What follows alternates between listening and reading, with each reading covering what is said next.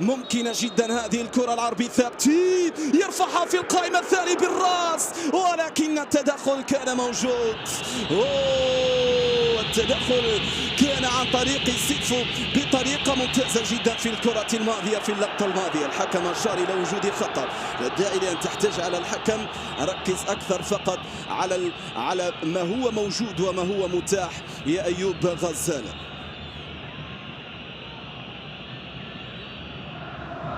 بعد ذلك كرة ملعوبة في القائمة الثاني بالراس، ولكن إلى خارج أرضية الميدان. هذه الثانية لم تكن ثابتة، هذه المحاولة الثانية لم تكن ثابتة، لكن ماذا عن الثالثة وماذا عن الرابعة؟ الثالثة ربما أو الرابعة قد تجد لها مقاما.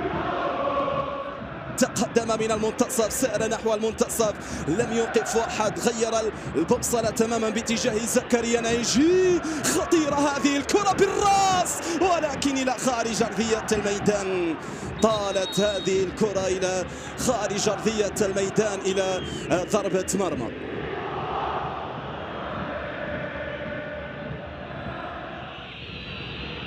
محمد بنغورة ممتاز جدا، خطيرة. حان الوقت يا زكي يا زكي يا زكي يا زكي.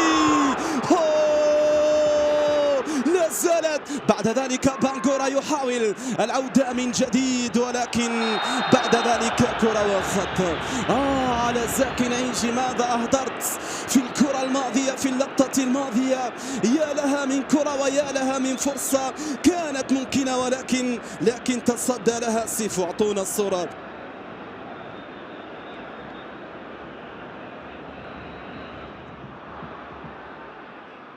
محاولة وكرة وصلت عن طريق رضا حليمية. هات الكرة، هات العرضية، هات المحاولة، هات. بعد ذلك زكي.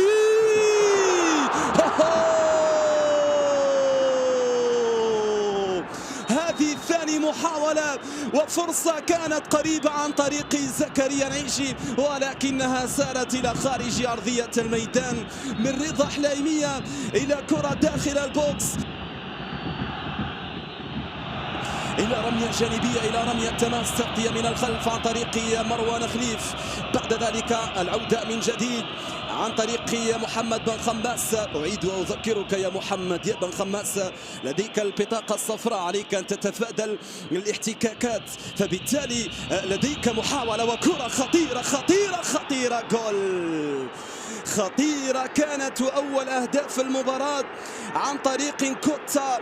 كرة واحدة، تمريرة واحدة كانت كافية لفريق أورلاندو وبيراتس. كوتا فعلها وسجل الهدف الأول بخطأ كان فادح، سوء في الرقابة